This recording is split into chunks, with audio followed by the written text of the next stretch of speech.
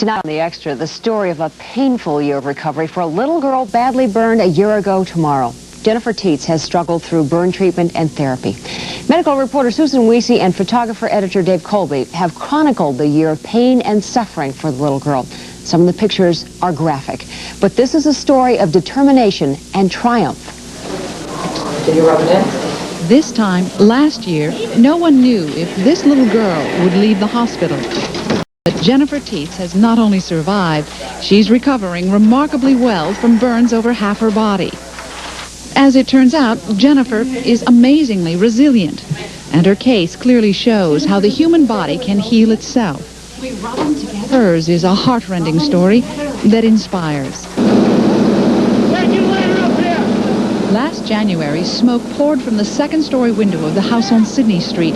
Smoke so toxic, it nearly proved too much for this firefighter. The grown-ups who lived here were anxious because they knew children were trapped inside. The fire started when the kids, instead of picking up their toys, were playing with matches. In the end, two of the youngsters, Daniel Windish and his cousin Shane, were overcome by smoke. But their playmate, Daniel's sister, survived.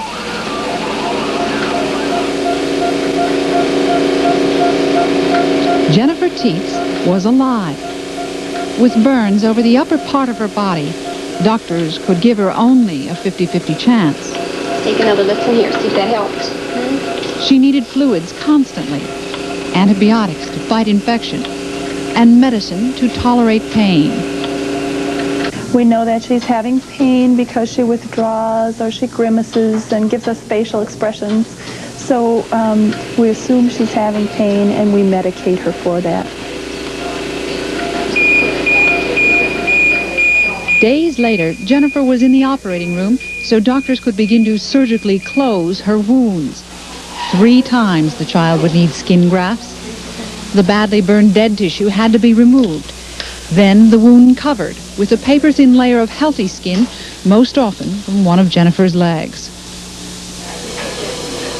It would take nearly a month for Jennifer to realize the extent of her injuries.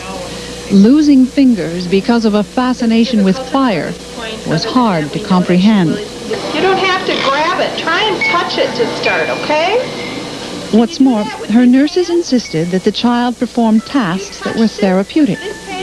Are you mad at me? Huh? What's Grandpa? The therapy, the treatment for this 2-year-old was difficult to endure. The daily baths, the dressing changes, the slow, painful process of healing. At times, it was almost unbearable. No, she just had enough of it, I think. Those who loved Jennifer suffered too. I just wish I could wake up and say it was a bad dream and that and it didn't really happen. Unfortunately, the bad dream was not over. Jennifer was scheduled again for the operating room for a procedure that will affect how she looks for the rest of her life. Jennifer's in the hands of a therapist who's nationally known for finding a way to minimize facial scars for burn patients. Liz Rivers starts by taking an impression of the face.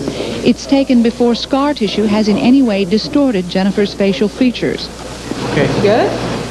From the impression, a plaster cast is made, and from that, a transparent face mask. Oh, nice work. Gosh, we should be therapists.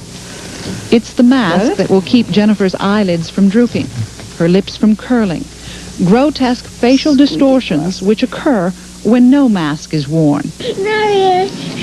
Do you want to take it off? Okay, just lift The mask must be worn virtually around the clock if it's going to effectively minimize scars so they can be camouflaged with makeup. It comes off at mealtime. It's off. Lasagna. It hadn't happened overnight, but finally Jennifer Tietz was eating like a normal 2-year-old. And now that Jennifer's appetite is coming back, well, her recovery is going so well that soon she'll be able to leave the hospital. Jennifer, do you say you're going home? Yeah. Are you going home? Yeah. Do you stay home?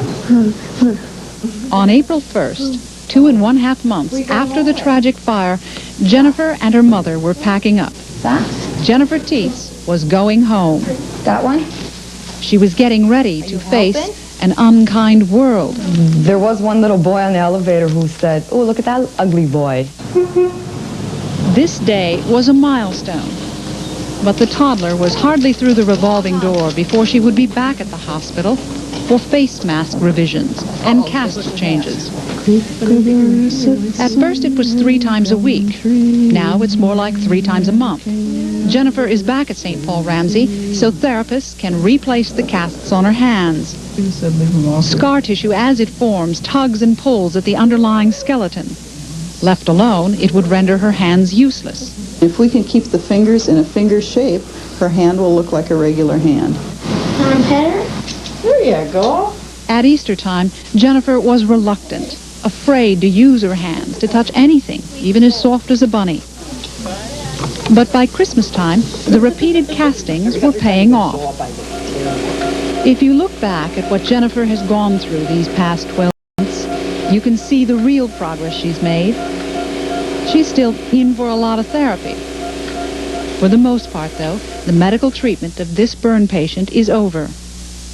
How Jennifer fares from now on depends largely on how others react to her.